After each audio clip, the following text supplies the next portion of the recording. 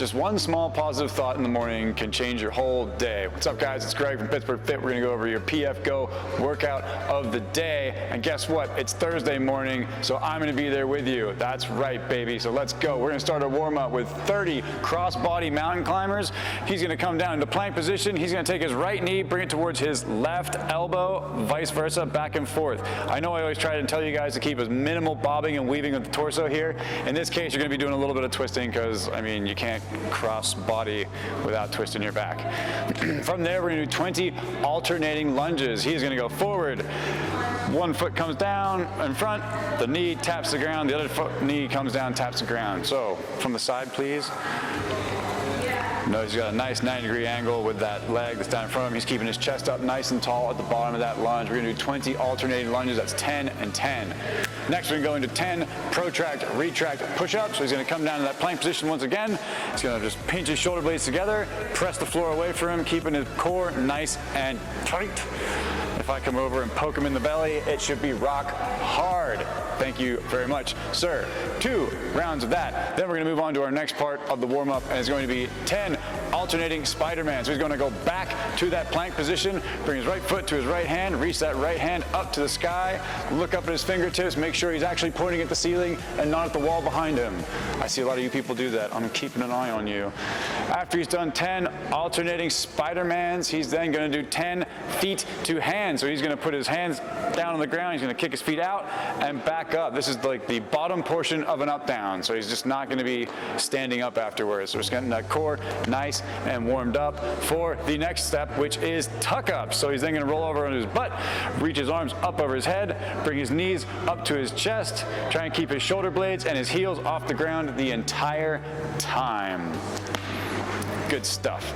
All right, so for our strength today, we're going to be doing more tempo floor presses. So Anthony is going to, you do need dumbbells, there they are.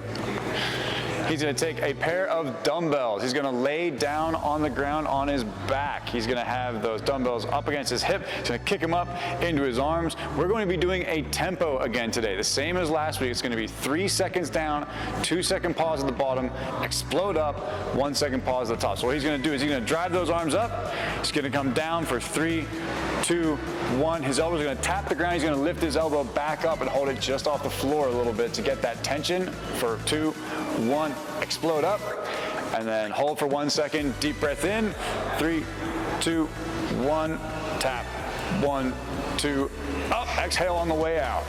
We're gonna do 4 sets of 3, so we wanna go a little bit heavier than we did last week, but don't go too crazy. Alrighty. After we've done with the strength portion, after the floor press, we are going to move on to our workout, which is going to be a 12-minute EMOM. Every minute on the minute, we're going to do 3 different movements. That first minute, what you are going to do is 50 seconds of up down. So Anthony's going to hinge over at the hips, hands hit the ground, kick his feet back, kick him back up, and then stand on up. Make sure he gets full extension of the hips at the top of that rep. He's going to do that for 50 seconds. Then we're going to give you 10 seconds to change to the next station, which is going to be 50 seconds of V-up. So he's going to lay down on his back, reach his arms up over his head, and then bring his feet up and try and reach his hands up to his toes if he can. If this hurts your tailbone, we can go to tuck-ups. If there's other options, we can also go down to ab mat sit-ups. But everything's gonna be on the floor today. I recommend a yoga mat. Then the third movement, what we are going to be doing is 50 seconds of kettlebell goblet lunges. So he's gonna take that kettlebell, he can grab it by the horns or by the ball. He's gonna lunge forward, tap that knee, stand right back up.